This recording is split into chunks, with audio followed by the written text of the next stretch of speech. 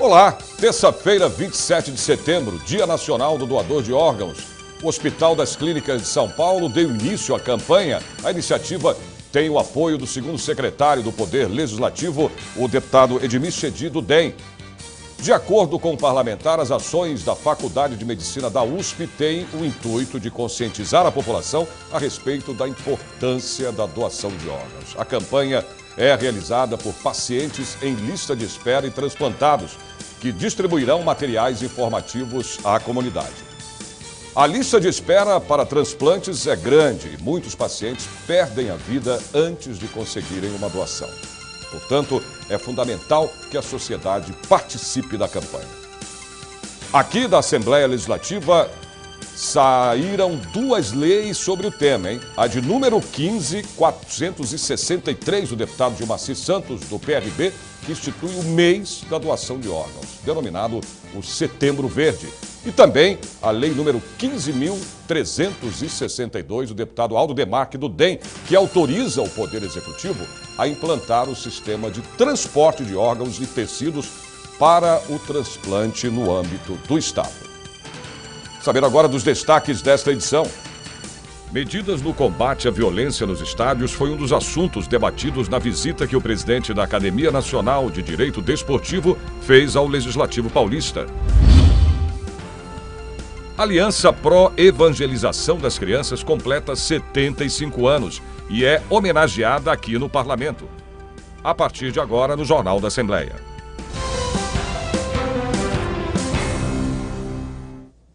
As medidas de combate à violência nos estádios foram o assunto, da visita que o presidente da Academia Nacional de Direito Desportivo, o ministro Guilherme Bastos, fez ao presidente da Assembleia Legislativa de São Paulo, o deputado Fernando Capês. O ministro do Tribunal Superior do Trabalho e também presidente da Academia Nacional de Direito Desportivo esteve na presidência da Assembleia Legislativa de São Paulo para tratar sobre a violência nos estádios.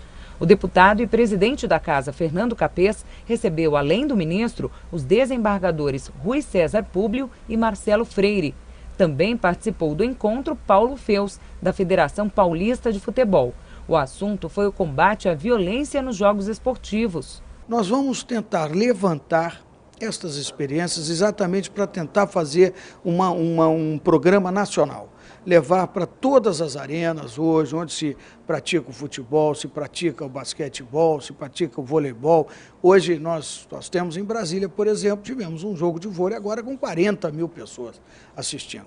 E graças a Deus, sem nenhum incidente, de nenhuma briga e tal, nós queremos que todas as arenas possam ser assim. Eu posso assistir o meu Flamengo com tranquilidade, vocês aqui, os times de São Paulo. Acho que é isso. O interesse é comum, nós não queremos tirar a torcida organizada, nós queremos que eles estejam lá abrilhantando os eventos e tal, mas de uma forma ordenada, de uma forma tranquila, que as famílias possam ir, os pais, levar os seus filhos, as esposas que se interessem por futebol, os maridos, quer dizer, todos possam ir, sem problemas de que vai chegar, não vai encontrar o lugar que ele comprou no seu ingresso, o lugar esteja ocupado por outro, ou não tenha acesso a parte do estádio que ele também pensou em ficar, enfim, pensar de uma forma global e tentar uma solução a mais, que atenda aos interesses do cidadão. O ministro ganhou um exemplar do livro de autoria do deputado Fernando Capês e também a lei estadual que coíbe a violência nos estádios paulistas. No Brasil nós temos o Estatuto do Torcedor, mas como toda lei federal de âmbito nacional, ele tem regras mais gerais. Nós, na Assembleia, conseguimos fazer alguns detalhamentos, inclusive impondo multas administrativas, obrigando a instalação de juizados especiais de pequenas causas criminais e cíveis, multando o torcedor que senta no lugar do outro. E isso foi interessante. E essa experiência de São Paulo sempre foi pioneiro, principalmente nessa questão do esporte. Essas inovações têm que ser levadas aos outros estados. Então, uma atuação coordenada de uma autoridade nessa área esportiva, vai nos ajudar bastante. Em Brasília, está marcado para o próximo dia 10 um encontro nacional para discutir medidas capazes de reduzir a violência. É um tema muito delicado, sabidamente delicado, muito sensível, né, para toda a sociedade, mas a intenção da Academia Nacional de Direito Esportivo é de levar esses especialistas nesse tema, né, tão delicado a Brasília, é exatamente para tentar levantar propostas no sentido de se resolver esse problema que é muito sério. Campanha Nacional de Multivacinação 2016. O objetivo é mobilizar os pais e os responsáveis a levarem seus filhos para atualizar o cartão de vacinação. Muito bem, a campanha ela vai até o dia 30 de setembro em todo o Brasil. Eu vou conversar agora com a repórter Silvia Garcia, que se encontra neste momento num posto de vacinação, né, da Secretaria de Saúde aqui de São Paulo, para falar mais sobre essa campanha, né, Silvia, que teve início na semana passada.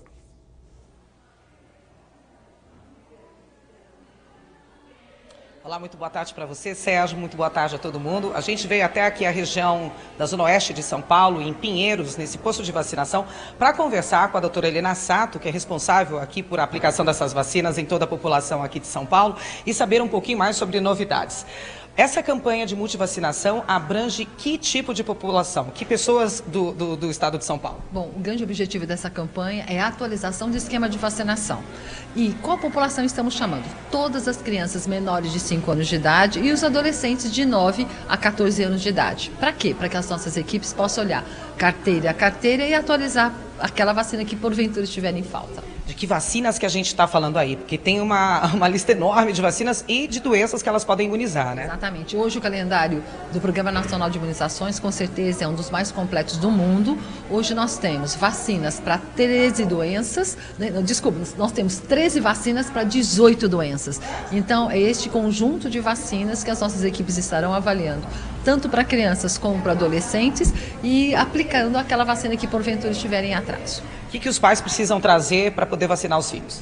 Nós solicitamos o quê? Que traga a carteira de vacinação, porque este é o documento que comprova se aquela vacina está em ordem ou não. Então, por favor, não esqueçam de trazer a carteira de vacinação para que as nossas equipes possam atualizar aquela vacina que porventura estiver em atraso. Esse posto está bem tranquilo aqui. A gente viu uma movimentação discreta pela manhã, porque essa campanha começou no último dia 19, né? Já está no finalzinho dela. Mas como que a pessoa pode saber onde ela pode se vacinar? Ela entra no site? Como é que é essa dinâmica? Então, é qualquer posto de vacinação mais próximo da sua casa, né? Em todo o estado de São Paulo, nós somos em quase 5 mil postos de vacinação.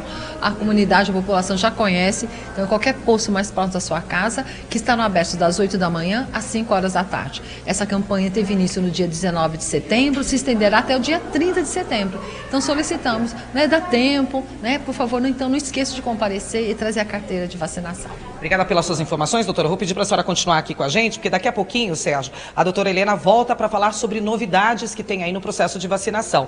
Você sabia que uma das grandes novidades, e muito boa essa notícia, Sérgio, que um tipo de poliomielite foi erradicada do planeta. E por conta disso, várias pequenas mudanças na atualização da carteira de vacinação aconteceram. Mas a gente vai falar sobre isso daqui a pouquinho. Volto com você, Sérgio.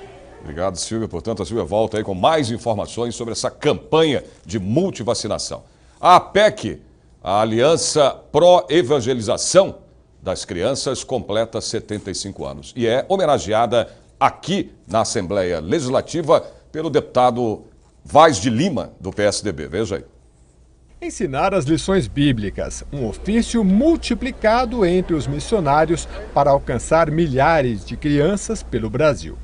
Todo missionário precisa ter um preparo teológico e depois o preparo específico na área da evangelização das crianças. Com isso, a pessoa se apresenta à missão, ele é examinado, ele é aprovado e desenvolve o seu ministério, desafiando as igrejas e preparando pessoas para ensinar a palavra de Deus para as crianças. Há 3/4 de século, a APEC, a Aliança Pró-Evangelização das Crianças, se dedica ao ofício de evangelizar os pequeninos. Atividade que recebeu homenagem em sessão solene na Assembleia Legislativa de São Paulo, por iniciativa do deputado Vaz de Lima, do PSDB. Ao longo desses 75 anos, A APEC já ajudou muita gente. Eu conheço muitas famílias que são muito agradecidas ao trabalho da APEC e, portanto, vi como uma coisa muito importante da parte do Estado de São Paulo prestar essa homenagem à APEC nesses 75 anos. Esta exposição no Hall Monumental da Assembleia Legislativa de São Paulo resume bem o trabalho da APEC. Além dos treinamentos com missionários, a entidade produz e distribui extenso material didático e literatura bíblica. São histórias missionárias, cânticos, CDs e recursos didáticos. Um trabalho que no Brasil alcança mais de 1,5 milhão de crianças. A Aliança para a Evangelização das Crianças, ela tem uma área de se voltar para as crianças, em todos os segmentos, crianças deficientes, crianças carentes, crianças indígenas, crianças nas escolas, nas creches, e ela trabalha em 3 direções, uma diretamente com as crianças, outra treinando pessoas. Nós temos cursos de especialização, formando pessoas para que tenham habilidade para trabalhar com as crianças, ensinar as crianças, e também tem a literatura que se coloca na mão das crianças, uma literatura que seja lúdica, que tenha realmente um visual agradável, porque uma imagem fala mais do que 1000 palavras. Então a nossa organização se esmera nesse tipo de trabalho, um tripé: educação, literatura e as atividades diretamente com as crianças. O deputado Hélio Nishimoto, do PSDB, prestigiou o evento. A Bíblia mesmo ensina que se ensinar a criança no caminho que deve andar, mesmo quando for velha, ela não vai se desviar, porque vai estar no coração, plantada a boa semente. Então, em todos os locais, tanto nas regiões mais vulneráveis, como também em famílias mais abastadas, se ensinar a criança sobre Deus, o caminho que ela deve andar, aquilo que é correto, isso vai ajudar muito, a não só a vida da pessoa, mas da família, da sociedade como um todo. É por isso que a gente sabe da importância de uma instituição como a APEC estar trabalhando, então, no meio da sociedade. Bom, e agora a previsão do tempo para amanhã, quarta-feira. São Paulo com sol, tempo nublado. Não chove, a máxima deve chegar aos 27 graus. Em Campinas, tempo com sol, muitas nuvens, a máxima prevista chega a 28 graus. São José dos Campos, tempo com sol entre nuvens, temperatura aumenta, a máxima alcança 31 graus. Sorocaba, sol e nebulosidade, a máxima atinge 30 graus. Ribeirão Preto, dia nublado, com sol, faz calor, não chove, temperatura deve marcar 36 graus. A aula de Libras encerrou a primeira jornada inclusiva do Instituto do Legislativo Paulista. Voltamos já.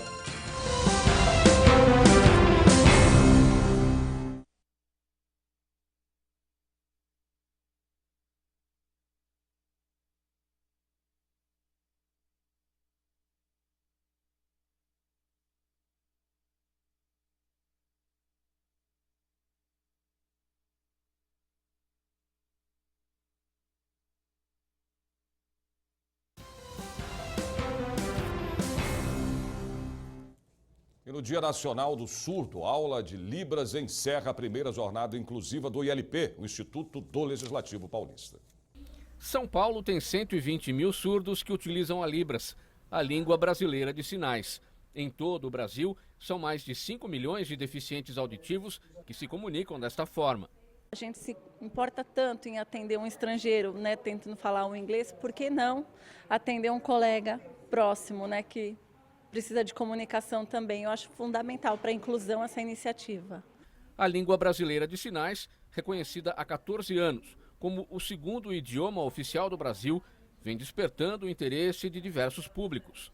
Nós temos diversos profissionais, desde professores, né, da rede estadual, municipal, que venham a receber um aluno com deficiência, até mesmo os curiosos que querem, geralmente vêm em grupo nos ônibus, nos shoppings e querem saber ou querem se aproximar. Nós temos diferentes nichos. A primeira jornada inclusiva do Instituto do Legislativo Paulista incluiu 2 aulas de Libras. O conteúdo ministrado reuniu os sinais mais usados na língua gestual. Papagaio, tucano, exatamente. Morcego. E ainda palestras sobre o Estatuto da Pessoa com Deficiência e a garantia da pessoa surda, tudo de graça. A jornada, ela incentivou, ela buscou atrair as pessoas para nós ouvintes, né, pessoas que não temos surdez, aprender os sinais, aprender o beabá, né, para você conseguir dar um oi, dar um tchau, oferecer um café, perguntar se a pessoa, falar bom dia, boa tarde, boa noite. A intenção foi essa, foi aguçar os sentidos das pessoas e funcionou. Muita gente nos procurou, as pessoas estão pedindo para nós um curso extensivo. Nós temos uma programação para que o ano que vem possamos realizar um curso de 40 horas, um curso de extensão quase, né? Livre, claro, gratuito, mas que as pessoas possam realmente fazer uma coisa mais profunda. Como se fosse um curso de línguas, de inglês, mas em Libras. Essa é a nossa meta para o ano que vem.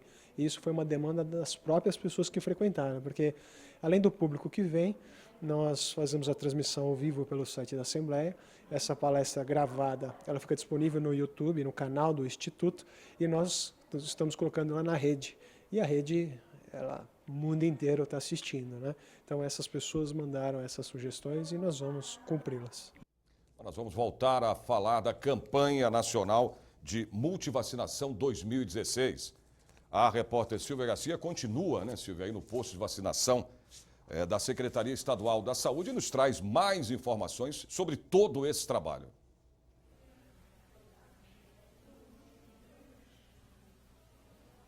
Isso mesmo, Sérgio. Lembra que no bloco anterior eu falei que tem novidade aí, que um tipo de poliomielite foi totalmente erradicado do mundo, do planeta? Pois é, por causa dessa informação, tão boa notícia, algumas coisas também mudaram aqui na dinâmica da vacinação, que a doutora Helena vai continuar falando pra gente. Acabou a vacina da gotinha, doutora? Não, não acabou. O que tivemos de mudança é que ao invés de termos na gotinha 3 tipos de vírus da polio, nós tiramos o tipo 2. Então, a que a gente chama de vacina é a gotinha bivalente, retirando-se o tipo 2. Por quê? Como você falou, o tipo 2 já foi erradicado do mundo, então não há necessidade que ela faça parte da gotinha. E ela é aplicada quando? Como reforço, com 1 ano e 3 meses, e um segundo reforço com 4 anos de idade. Agora, teve outras mudanças também aí no calendário das vacinações. Era com a idade dos bebês, agora pegam as crianças um pouquinho maiores e outras mudaram aí também. O que mudou nisso tudo, doutora? Então vamos lá, as principais mudanças, que são basicamente novas inclusões, né? Que é chamar uma atenção especial para a introdução da vacina HPV para as meninas de 9 a 14 anos de idade. Então, chamado especial para as meninas que não iniciaram esse esquema de vacinação, não completaram esse esquema de 2 doses, que por favor compareça ao posto de vacinação para uma adequada proteção. E a inclusão das últimas vacinas no calendário básico. Vacina contra hepatite A, vacina contra a varicela, temos vacina contra o meningococo C e a pneumonia, né, que é uma das principais bactérias causadoras, então, de pneumonia. Lembrando, então, que basta o papai e a mamãe trazerem a carteirinha de vacinação e tudo isso daí vai ser explicado com minuciosidade, né? Com certeza, as nossas equipes estão solicitando, então, olhando carteira a carteira, isso é muito importante para que elas possam avaliar aquela vacina específica para aquela idade, se está faltando ou não. Então, essa é uma campanha muito importante. Obrigada pelas suas informações, doutora. Sérgio, lembrando que a vacinação é totalmente grátis, gratuita, não precisa pagar nada, é só as pessoas procurarem um posto de vacinação mais próximo, posto de saúde mais próximo de casa. E lembrando que o horário é de 8 da manhã até as 5 da tarde. Eu volto com você, Sérgio. Obrigado, Silvia. E só para lembrar a você que a campanha, né, ela começou no dia 19 de setembro e vai até o dia 30, sexta-feira agora. Ao todo, a campanha leva aí 13 vacinas para todo o estado de São Paulo. Entre elas, olha, as mais importantes aí, a poliomielite, a hepatite A, o rotavírus e o HPV. Portanto, leve seu filho, leve a criança a um posto de vacinação da sua cidade. Isso é muito importante, tomar todas essas vacinas. O presidente da Assembleia Legislativa de São Paulo recebeu o auxiliar técnico da seleção masculina de polo aquático para discutir um projeto esportivo para os jovens do estado. Veja aí. O presidente da Assembleia Legislativa de São Paulo, Fernando Capês, recebeu o auxiliar técnico da seleção masculina de polo aquático. O assunto foi um projeto esportivo voltado aos jovens do estado. A ideia é ocupar espaços públicos já existentes, principalmente na periferia da cidade, para a prática de esportes nos horários em que os jovens estudantes já deixaram as salas de aula. Basicamente seria a instalação de um clube escola, ou seja, principalmente nas regiões mais carentes, mais afastadas, em que as crianças passam grande parte do dia, pelo menos metade do dia, a outra metade está na escola e metade do dia em terrenos baldios, em ruas de terra, ao alcance de traficantes, da criminalidade. Estabelecemos uma espécie de período complementar da atividade escolar.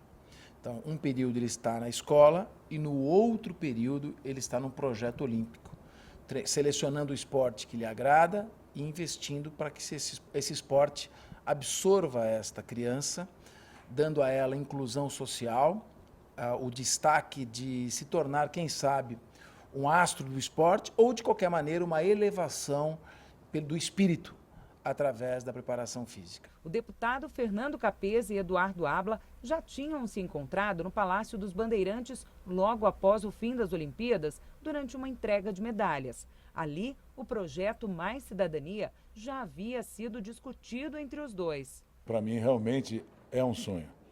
Eu não escondo de ninguém, faço questão de dizer. O Fernando está falando para mim, eu já não estava nem acreditando que teria sequência, e está mostrando que tem sequência, já está no papel. E é um sonho que eu sei que vai fazer bem para muita gente. Aliás, eu diria que vai fazer bem para a maioria das pessoas e dos brasileiros. Por quê? Você vai fazer uma criança com uma cabeça mais ocupada, ele fica mais digno, ele muda a postura, ele muda costumes, ele não vai tanto mais num posto de saúde, porque ele não tem tanto problema de saúde. Essa parte de criminalidade é, assim, fantástico. Então, são benefícios que só vão fazer bem, independente de quem esteja trabalhando ou fazendo, só vai fazer bem para o povo. O sonho já está no papel. Novos passos devem ser dados para que a ideia se torne realidade.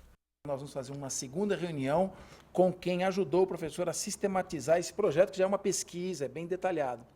Dessa reunião, nós vamos partir para uma reunião com o secretário de Esportes e vamos começar a trabalhar. E a Assembleia, independentemente das ações do Poder Executivo, vai fazer aquilo que estiver dentro da sua atribuição.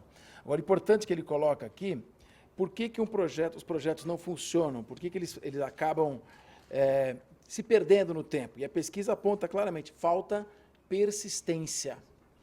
Consistência e persistência. Então é preciso continuar, que não seja apenas uma reunião, que ela tenha sequência. Mais previsão do tempo para amanhã, quarta-feira, em outras cidades do interior e também do litoral do estado. Santos, dia de sol com muitas nuvens, faz calor e não chove. A temperatura máxima chega aos 24 graus. São José do Rio Preto, dia com sol, algumas nuvens. Termômetros alcançam 33 graus. Mogi das Cruzes, dia nublado, sem chuva. A máxima chega a 25 graus. Piracicaba, dia com sol, nebulosidade ao amanhecer. A temperatura chega aos 29 graus. Uma exposição com fotos, objetos, vídeos e muita informação sobre o que aconteceu na Alemanha nazista durante a Segunda Guerra Mundial. Você vai ver já já.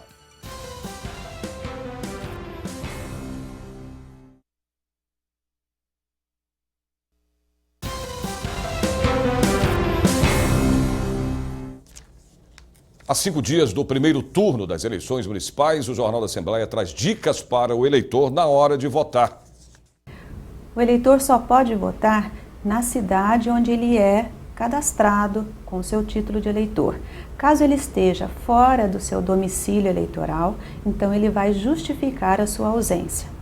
Nas cidades onde houve a revisão do eleitorado e houve a captação de todos os dados biométricos de forma obrigatória, então os eleitores serão identificados pelos dados biométricos, pelas digitais. Nas outras cidades em que não houve o cadastramento biométrico obrigatório, ou seja, a cidade passou parcialmente pela captação dos dados biométricos, o eleitor vai ser identificado somente com o documento de identidade com foto. Você sempre pode consultar a situação do seu título eleitoral através do site do Tribunal Regional Eleitoral, consultando através do número do título de eleitor. Bom, e termina amanhã a exposição Jamais Esquecidos, Holocausto, que está na estação da CPTM, a Companhia de Trens Metropolitanos, na Barra Funda, aqui em São Paulo.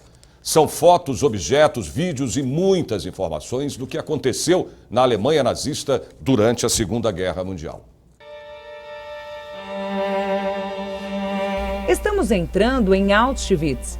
A frase escrita no alto, o trabalho liberta, parece dar as boas-vindas, exatamente como fazia há 70 anos.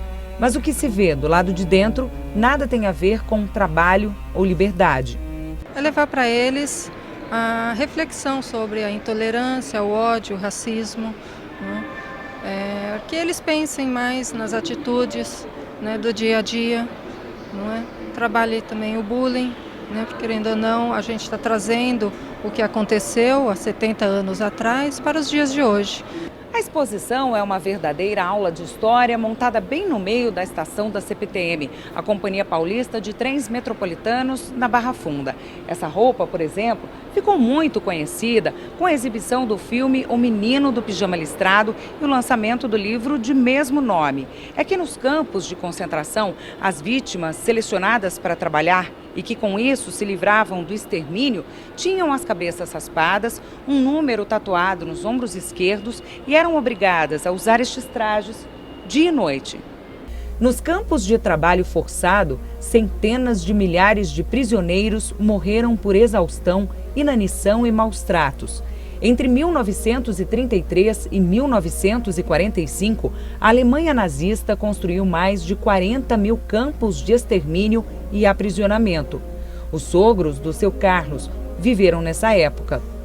Minha sogra chegou a comer sola de sapato para não morrer de fome e grama. Então eles contavam muita coisa. Fazer o quê? Aqui, um pouco das situações em que judeus, ciganos e perseguidos políticos eram submetidos, como a queima dos livros, quando tudo que era crítico ou desviasse dos padrões impostos pelo nazismo foi destruído, ou os desvios das malas dos judeus que eram levadas para galpões e roubadas pelos nazistas. Nesta cama dormiam cerca de 3 pessoas. Os potes onde faziam a alimentação eram usados como travesseiros, como mostram estas fotos. Registros do passado, como um dia serão as imagens captadas hoje pelo Ronei. Eu estava passando aqui por uma casa e eu vi essa exposição, achei muito interessante. E eu gosto muito de relembrar esses fatos, né? São fatos que foram muito marcantes para a humanidade. E é uma coisa que a população devia buscar, porque o pessoal acaba perdendo a identidade porque não busca a história. Esta montanha representa os mais de 800 mil pares de sapatos encontrados no campo de concentração. O ocorrido virou poema. Hoje faz parte da história. Memórias que a Denise quer que as filhas tenham. Tudo que for cultura, né, para elas é válido, né? Então, elas quiseram ver, não foi nem de mim mesmo, foi por elas. Então eu acho importante e válido, já que ela... O interesse partiu dela. Partiu delas, nem foi de mim. Você está contando um pouco, explicando? Porque elas vão passando e vão olhando. Aí ela falou, o que é? Eu falei, vocês têm que ler o que está escrito, né? Para elas saberem, né? O que é, na verdade. É triste, mas vale a pena, né? Principalmente para as crianças conhecerem toda essa história. Aí nessa exposição da CPTM que fica lá na Barra Funda. Previsão do tempo para amanhã, quarta-feira, em mais cidades do interior do estado. Em Franca, dia com sol e algumas nuvens, sem previsão de chuva. A máxima prevista chega a 32 graus. Bauru, céu com muitas nuvens, faz calor durante o dia, a temperatura chega aos 30 graus. Limeira, dia com sol entre nuvens, a máxima atinge também 30 graus. Marília, dia de sol com nebulosidade ao amanhecer, a máxima prevista chega aos 29 graus. Hoje é só, o Jornal da Assembleia termina aqui, mas você pode acompanhar toda a programação da TV Assembleia SP através do portal, que é o al.sp.gov.br. A gente se vê de novo amanhã, a partir do meio-dia. Até lá.